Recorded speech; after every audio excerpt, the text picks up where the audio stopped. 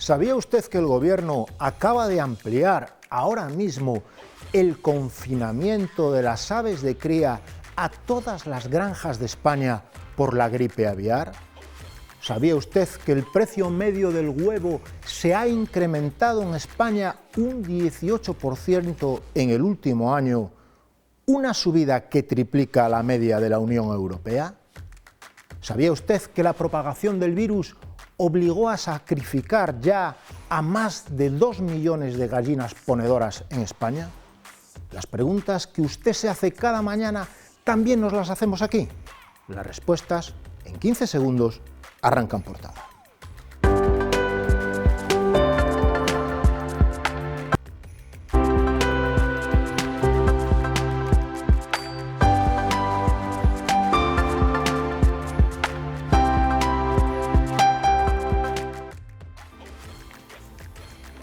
Buenos días, señoras y señores, bienvenidos al programa 2485 de En Portada, un espacio en el que abordamos la actualidad ourensana gracias a la presencia de 3 invitados de primera línea. Pero antes de nada, como siempre, repasamos la portada de La Región, cuyo titular principal dice así: la gripe aviar obliga a confinar casi 1.500 gallineros en Alimia. Recordemos que esta noticia precisa de una actualización porque el Gobierno esta misma mañana acaba de ampliar el confinamiento a todas las granjas de España. El diario también analiza a través del foro La Región la ola de fuegos del verano, 31 días seguidos de incendios que calcinaron más de 100.000 hectáreas en el territorio, en torno al 20% de la superficie forestal de Ourense. Un análisis, el de los fuegos, que fue el preludio de la llegada de la borrasca Claudia, que dejará precipitaciones importantes hasta el sábado. Extremen, por tanto, las precauciones, sobre todo en la carretera. Para analizar estos temas contamos hoy con el economista y colaborador de La Región, Manuel Carracedo. Bienvenido, Carra. Hola, buenos días, gracias. También contamos con el periodista y colaborador de La Región, Antonio Nespereira. Bienvenido, Antonio. Que tal, Xaime, como estás?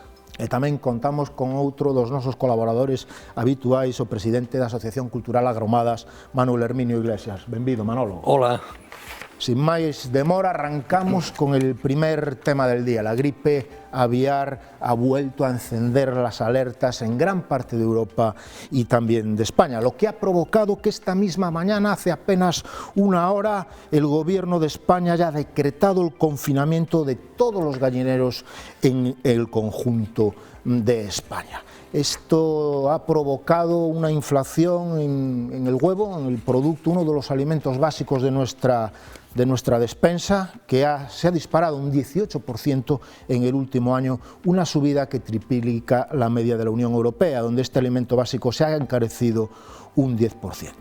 La gripe aviar ha supuesto ya el sacrificio de más de 2 millones de gallinas ponedoras en España. Se calcula que en Europa se han perdido 6 millones de aves. Carra, tú como economista y también como ourensano, tendrás alguna visión de este asunto. Sí, bueno, lo primero es que, aunque el tema suena muy rimbombante y tal, pues bueno, al final la gripe aviar es algo que viene ocurriendo cíclicamente todos los años, especialmente en los periodos migratorios de las aves, pues hay más riesgo, más peligro de que las aves fallezcan o mueran o aparezcan aves por ahí, pues fallecidas a causa de la gripe aviar. Yo creo que es algo que hay que darle la importancia que tiene, y las medidas que toman pues son en principio las medidas adecuadas, que se trata de que las aves que están en granjas, ya no hablo de pequeños corrales, que también, sino de granjas, de explotaciones que se dedican a eso, empresas que se dedican a eso, pues lo que hacen es limitar la salida de las aves al exterior. ¿Y eso qué hace? Pues eso evita que esas aves puedan estar en contacto con aves silvestres, ¿vale? Y que se pueda propagar ese virus pues dentro de explotaciones, lo cual supondría unas pérdidas muy grandes pues para las empresas que se dedican a la avicultura. Bien, es cierto que no creo que esté directamente relacionado el hecho de la gripe aviar con la subida del precio de los huevos, no, yo creo que entre otras cosas el precio de los huevos, quizá si lo comparamos con el resto de países europeos, pues en España es uno de los países donde más barato están los huevos, donde más barato está el pollo, y quizás a lo mejor lo único que se está ocurriendo es que se están ajustando las cosas a la realidad. Lo que no es normal es que una docena de huevos, quizá, entiendo yo, pues cueste 2 euros. Eso no parece lo normal, no parece que sea algo que pueda ser rentable para una empresa. Entonces, pues bueno, quizá ahora se están poniendo o están alcanzando los precios que son más adecuados para ese tipo de producciones. Antonio. Bueno, nada que objetar a la decisión que toman pues, las autoridades basado en informes de los técnicos, que son los que verdaderamente pues, controlan y saben de la sanidad animal. A partir de ahí, pues esperar que este confinamiento masivo reporte pues, lo que verdaderamente se busca en todo eso, que es un control de la gripe aviar y que no haya un efecto mancha de aceite que se extienda pues, a todas las aves o a gran parte de las aves. Partiendo de ahí, alguna reflexión añadida. La primera de ellas, cómo se va a comportar el mercado, cómo se va a comportar el consumidor, si es presa de algún, hombre, yo no diría pánico, pero sí de alguna reserva a la hora de la compra y posterior ingesta del producto que viene de la gallina, y la gallina está, como decimos, en estos momentos pues en un proceso de confinamiento, pero siempre puede haber, digamos que determinadas desconfianzas sobre el alcance real de la gripe aviar. No todos los consumidores tenemos el mismo nivel de información sobre las consecuencias que puede tener en la cadena alimenticia pues un problema de estas características, y a lo mejor hay gente que se lo piensa. Si se lo piensa, el consumo será menor. Por lo tanto, las empresas que se dedican a la producción y a la comercialización tendrán un problema y no menor. Un problema que sería ya menor pues en pequeños corrales para autoconsumo o para vender, digamos que en pequeñas producciones. Y esto viene también, y por elevar un poco la reflexión, quizás a ponerla en sintonía con algunas informaciones que hemos venido comentando en esta tertulia pues en semanas precedentes. Si no me equivoco, fue la semana pasada, Jaime, cuando comentamos el problema, por ejemplo, del vino y también de la castaña. Estamos hablando ahora de asuntos que afectan a, digamos, la cabaña ganadera. Estamos hablando de gripe aviar, pero también hay un riesgo evidente de que pueda entrar problemas con una enfermedad que afecta al ganado vacuno. Por lo tanto, también se están extremando las precauciones por parte de las autoridades sanitarias y también de los titulares de las explotaciones ganaderas para que eso no afecte pues a su ganado. Es decir, estamos hablando de pequeñas o de grandes trampas, de pequeños o de grandes problemas hacia un sector primario que ya está lo suficientemente trasteado, está lo suficientemente vilipendiado y está, en el caso de Ourense, lo suficientemente pues casi desertizado para que este tipo de noticias no sean buenas en su conjunto, pero también en el desarrollo de las actividades primarias que se siguen desarrollando en la provincia de Ourense. Yo creo que esto es, hombre, no un golpe, pero sí es otro toque de atención hacia el sector primario, que está deseoso de buenas noticias, pero cuando no es la sequía, cuando no son las pestes, cuando no son pues no sé, asuntos como el que estamos comentando, siempre van a la estabilidad y a la tranquilidad de las personas que operan en el sector primario. Manolo. Bueno, vamos a ver, compartindo casi todo o que se dice aquí no tema, eu supoñome que isto vai dirixido, bueno, vamos a ver, periódicamente aparece sempre se a gripe aviar, se a porcina, etcétera, etcétera, e que a veces se toman medidas moi amplias que supoño que serán guiadas por técnicos que están basadas en cuestións, pero creo que están dirixidas basicamente a produción en grandes dimensións, o sea, a granxas, donde teñen moitos animales, etcétera, etcétera. E aquí, bueno, pois al menos no rural, que en Galicia existe moito, supóñome que o galiñeiro particular ou a cosa que ten o veciño na casa de 4 ou 5 galiñas non vai estar afectado neso, e que en esos aspectos, bueno, podenos axudar en algo, pero que realmente, a mí pareceme isto como unha letanía periódica que aparece casi anualmente, non solamente nas galiñas, sino tamén nos cerdos, no porcino, e tamén nos animales como as vacas, non? O sea, no gando. Entonces eu creome que realmente que hai que tomalo con certa calma, que eso vai dirixido ás grandes, ás macroempresas, o sea, donde sí realmente pode haber unha conexión enseguida de infectarse en masa, non? Pero que eu pénsome que están exentos ou que quedan fora pois os galiñeiros particulares, que sempre é unha cousa boa, polo menos os que nos nutrimos a todo. Difícil, teñeno difícil de controlar en ese aspecto, moi difícil o galiñeiro particular da casa, non? Non sei, pouco máis se pode engadir no tema, que pase cuanto antes, porque, como dice aquí Nespereira, o sector primario está moi machacado, aparte de estar moi abandonado, e que se eso se enlaza realmente co que pasa en todo este rural en Galicia, cos incendios, con todo eso, que ao final é que o sector primario está completamente abandonado e parece que solamente funciona o sector das grandes empresas, das grandes granxas, etc. etc. A mí pareceme que cuanto antes pase isto, mellor que mellor, e se de algún día se pode poñerlle ollo a todo o sector primario no conxunto, con un estudio serio que viabilice ou que lle poña en valor ese sector que, sobre todo nesta provincia, está completamente depauperado. Recogiendo el guante de Manuel Herminio, ayer el Foro de la Región, precisamente conducido por Antonio Nespereira, analizaba los fuegos del verano. Más allá de las grandes cifras quemadas, concretamente en torno al 20% de la superficie forestal de la provincia, entre los efectos posteriores o colaterales al fuego tenemos, tal como comentaba antes Antonio, incidencias en el sector primario, concretamente en el vino. El Ribeiro perdió el 30% de la cosecha, Valdeorras el 10%. El fuego también pasó factura al turismo. Recordemos que el número de visitantes cayó a cifras prepandemia, concretamente a 2018. La provincia estuvo casi una semana sin conexiones ferroviarias, con lo que eso implica en la actividad económica y otro tipo de actividades. Hoy mismo, estos días, estas semanas, se están viviendo episodios de turbidez en el agua en las zonas de Valdeorras con problemas de suministro. Son muchas consecuencias que van más allá del incendio que afectó al monte, ¿no? Efectivamente. Yo creo que, vamos a ver, esto... no sé si las administraciones, los políticos, los que están al frente de los gobiernos en los distintos, hablo desde un gobierno autonómico, municipal, hasta el gobierno de la nación, no sé si se veía venir lo que iba a pasar. Se ve venir un cambio climático, se ve venir pues, en ciudades con provincias como Orense, que los montes pues están, nunca mejor dicho, a monte.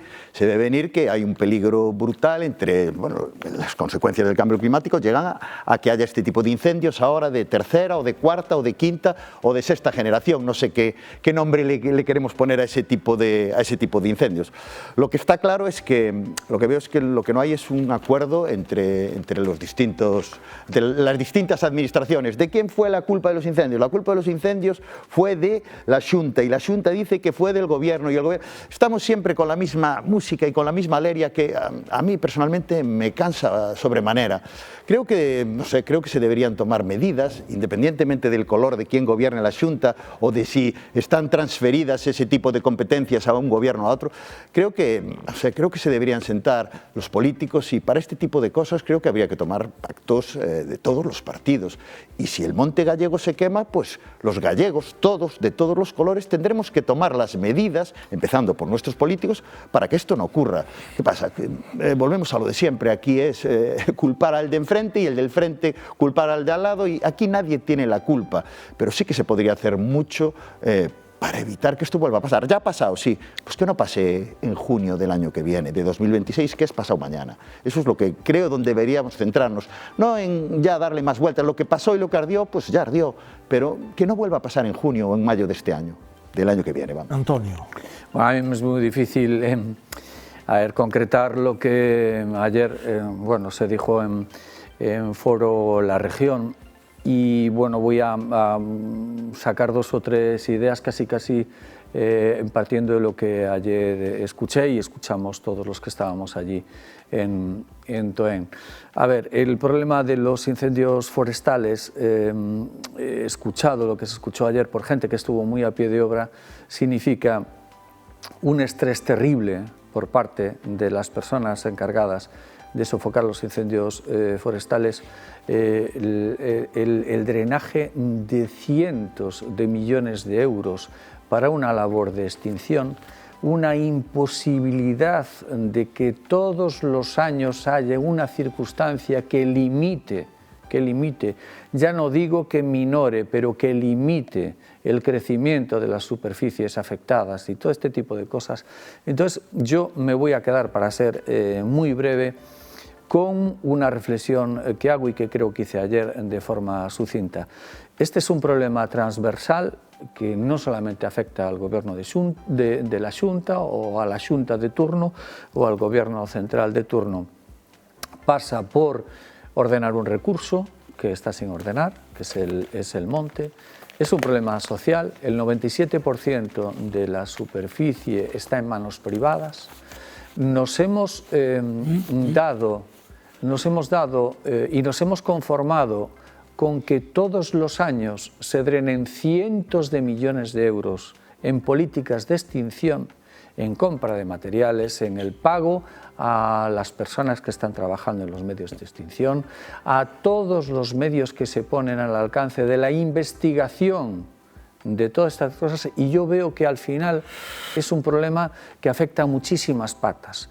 Afecta a un problema de preservación del espacio, de políticas de prevención eficaz, pero también un problema social, de que los ourensanos en particular y los gallegos en general tengamos en el monte un recurso y no unha especie de que lle imos facer, xa se sabe que verán e arde un ano máis.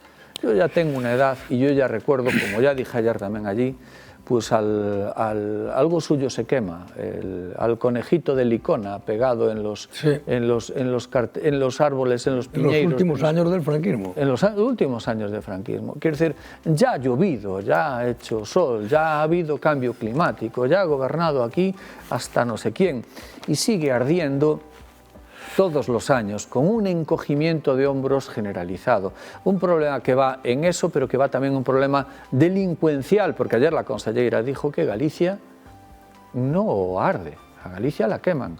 Bueno, pues entonces estamos hablando de un problema delincuencial, estamos hablando de que la Administración de Justicia tiene que trabajar pues, en colaboración pues, con las instituciones, en este caso autonómicas, pues no sé, la Policía Autonómica, es que, no sé, es muchísimo lo que hay ahí. Pero todas estas reflexiones que yo hago no dejan de ser un gigantesco desideratum, que ojalá fuéramos, pero la realidad terca, y yo se lo preguntaba ayer a la consellera, decía, no es frustrante que una administración autonómica tenga que poner todos los años de nuestro Señor una cantidad de dinero más el IPC correspondiente en materiales, en recursos humanos, en recursos técnicos, tecnológicos, investigación, no sé qué, y al final para ver que llega el verano y tenemos asumido que arde. Aquí, en otros sitios no. Arde menos. Pero aquí sí. Bueno, oye, arde. Es verano, esto es Ourense, ¿qué vas a hacer? ¿Entiendes? Entonces, esa solidaridad del mando a distancia, que yo le llamo, que te pones mientras tú estás comiendo al fresco y estás en el verano, y dices, ¡ay, cómo arde Carballeda de Valdeorras! ¡Qué escándalo, qué vergüenza! No sé qué. Se acabó tal, das yo mando a distancia y se acabó para ti el problema. Es decir, y todos los veranos así. Y perdón que me estoy extendiendo. Manolo. Bueno, vamos a ver. Manolo, Vamos a ver. espera un segundo, que me Aquí acaban, espera un segundinho, que me acaban de pasar unha nota importante, e ademais isto vaiche interesar especialmente. Uy.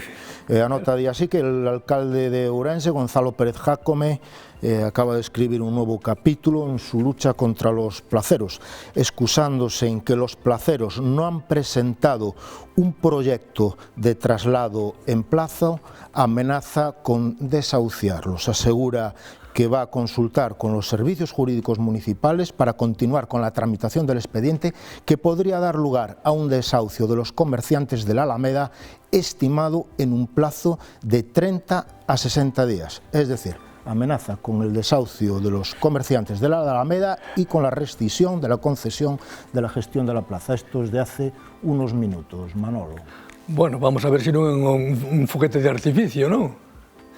Porque un problema que ven de moi atrás, con todo este tinglao, pero que o normal sería chegar a un punto de entendemento e plantearse facer unha... O sea, acórdome cando Jaco me decía que estaban ocupando a Alameda ilegalmente, por os placeiros se refería naquele momento, pois agora sería o momento de buscar un punto de entendemento e un plazo razonable facer o traslado da plaza.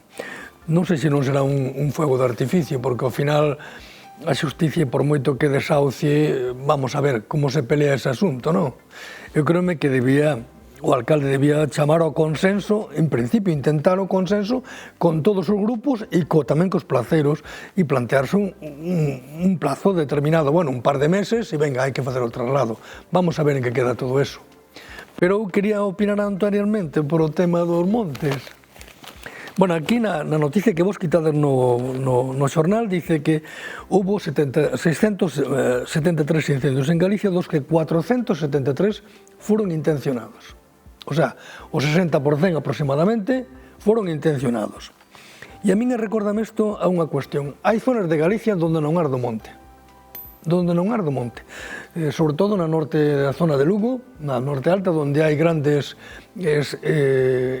espacios forestales que son propiedade de comuneros e que lle dan unha ganancia ao ano a esas comunidades, danlle unha ganancia, unha rentabilidade económica, e aí non arde nunca o monte, o sea, hai, digamos que, un beneficio para a comunidade, vale. A historia dos incendios para min ven desde que dos anos 70 do século pasado, cando se empeza dunha sociedade que era completamente agrícola e se traspasa a unha sociedade de servicios e a unha sociedade industrial. E non hubo ningún tipo de medida. Pensei que é moi difícil, porque a maioría da propiedade en Galicia é privada, o monte comunal é pouco, a maioría é privada. E entonces, no único momento que se fixo algo, que se fixo un plantexamento, naquele momento, que foi cando o bipartito planteaban facer áreas de reparto, creo que eran así, que xestionadas polo 50%. O sea, sempre que houbera o 50% da propiedade para xestionala, podíase facer un polígono forestal, non? Bueno, aquelas ideas que se lanzaron en aquel momento, que se quixeron poñer en marcha, concretamente Alfredo Suárez Canal, foron boicoteadas plenamente polo Partido Popular, falando de que era unha expropiación de terras. Era así, como creo recordar que era así. Bueno, desde ese momento non se fixo nada, planteouse o Banco de Terras, que está moribundo aí nunha esquina, que non se quixo nin poñer en prácticas. Agora parece que se ve isto, pero ahora xa se ve que o problema é tan grande. Aquí en Espereira falaba dunha riada de cuartos que se marchan solamente en pagarlle os helicópteros, en pagarlle a xente para pagar sin ningún tipo de outra máis solución que a pagar. O sea, non se plantea nada. Eu creo que o Executivo ten que plantear algún tipo de proxecto, que sea discutible, que sea asumible por todos ou que non sea asumible, pero que ten que haber un proxecto. E non hai ningún tipo de proxecto nada máis que o que reclaman os que están apagando o monte, que queren ser fixos e os máis cuartos para pagar, pero non se plantea ningún tipo de proxecto, non se plantea nada. Más que seguir apagando e seguir así. O que tú decías antes, todo atrás dunha terraza tomando café, mirar como arde o monte. Bueno, a ver, aqueles que protestan para pagar, que haya máis cuartos, pero non se plantea nada. Eu creo que o gran problema é ese dunha sociedade no que hubo unha transición e que o agrícola se quedou moi reducido, que as aldeas están desertizadas, moitas delas, que non queda xente máis que xente maior, pero non, por parte do Executivo ten que haber algún tipo de proxecto que se plantee para a globalidade. E non se plantea nada, e eu sei o que voto de menos. O proxecto pode ser discutible, pode ser mellor ou peor, pero que haya algo que plantea a situación actual que está, digamos que, como se pode decir, que está, se repite anualmente como letanía, se gastan cuartos ingentes aí, pero que nada máis, non hai ningún tipo. Eu creo que lle corresponde, en este caso, á Xunta de Galicia, presentar un proxecto, unha alternativa a todo o mundo rural en Galicia que poda ser discutible e que poda chegar a ser asumida por todo o mundo. Carra, recuperando el tema de la Plaza de Abastos, última hora que acabamos de anunciar aquí en Telemiño, escudándose en que los placeros no han presentado un proyecto de traslado en plazo, el alcalde amenaza ahora con desahuciarlos y rescindir la concesión en la gestión de la plaza y va a examinar el expediente con sus servicios jurídicos. Bueno, a mí me suena a bravuconada, una más, es a lo que me suena simplemente. Y bueno, yo creo que para que los placeros se vayan de la plaza, pues habrá que sentarse, no sé si lo han hecho, yo creo que no lo han hecho porque llevan no sé cuánto tiempo y no se mueve nadie de allí. Habrá que sentarse y decirse, es que con luz y taquígrafos además, con la prensa delante, a ver, ¿por qué nos vais a la plaza? Es que falta estas dotaciones que no han sido, es que se prometió que íbamos a tener no sé cuántos enchufes o se prometió que íbamos a tener no sé cuántos servicios que no tenemos, se prometió... Bueno, pues luz y taquígrafos, sentémonos, el alcalde, el representante de los placeros y la prensa, y que digan por qué no se trasladan, cuál es el problema, o sea, y que lo sepamos todos cuál es el problema, porque si le preguntas a unos es culpa de los otros, si le preguntas a los otros es culpa de los unos. No entiendo por qué esa obra magnífica, o aparentemente magnífica, que es la nueva plaza, o al menos desde fuera lo parece, desconozco técnicamente si es magnífica, o es una porquería, no lo sé. Yo lo que veo, con absoluto desconocimiento de los temas técnicos, me parece una obra pues magnífica y sigo sin entender por qué los placeros no hace ya mucho tiempo que están en la plaza. No lo entiendo. ¿Y cuáles son los motivos? Pues depende a quién le preguntes. Entonces, esto de los va a desahuciar, bravuconadas, esto no va a ningún sitio, estoy absolutamente seguro. Antonio. Bueno, las cosas no se anuncian, se hacen. Entonces, para hacerlo, quiero decir, un desahucio tendrá que tener una serie de pronunciamientos técnicos y un respaldo administrativo, cuando no jurídico, que va más allá a levantarse un día por la mañana y escribir un tuit. Entonces yo, como decía Carra y también Manolo, yo le doy el valor que tiene las palabras del alcalde, 0.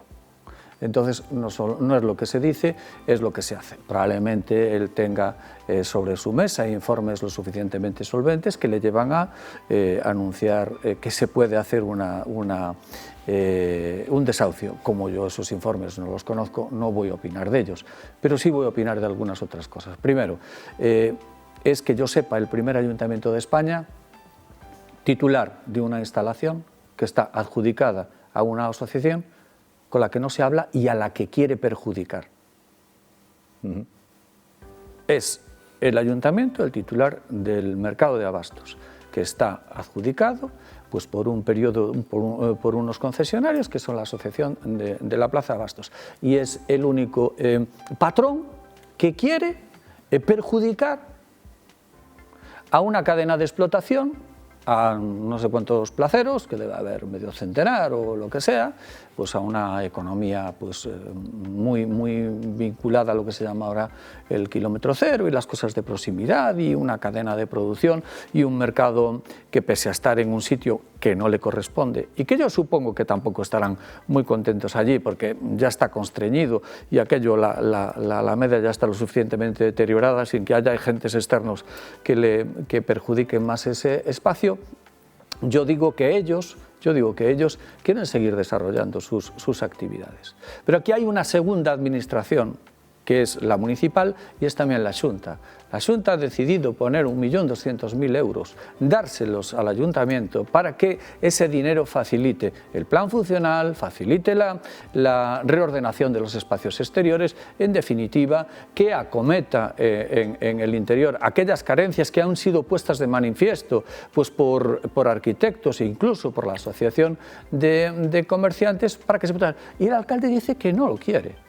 Y perdón por la autocita, un servidor le preguntó al consejero, también en un foro, si no le parece extraño que sea el de Ourense el único alcalde de Galicia que rechaza todas aquellas aportaciones y todas aquellas inversiones que le ofrece de oficio